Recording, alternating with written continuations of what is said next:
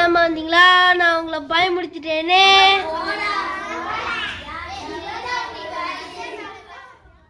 இது இன்னும் பத்தலையே. எங்களை இன்னும் நல்லா ஏமாத்தணும், பெருசா பயமுறுத்தணும்.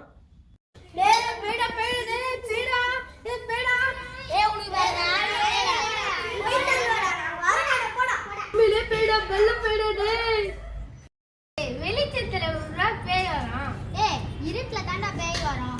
ஆமா ஆமாடா, அவன் போய் சொல்லிட்டு யாரும் பயப்படவே மாட்டேங்கிறாங்க.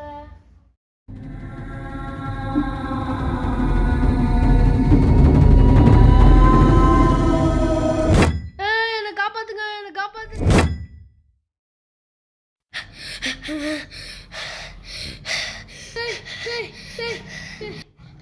பயப்படாத, நான் பேய் இல்ல, உன் ஃப்ரெண்டு தான்.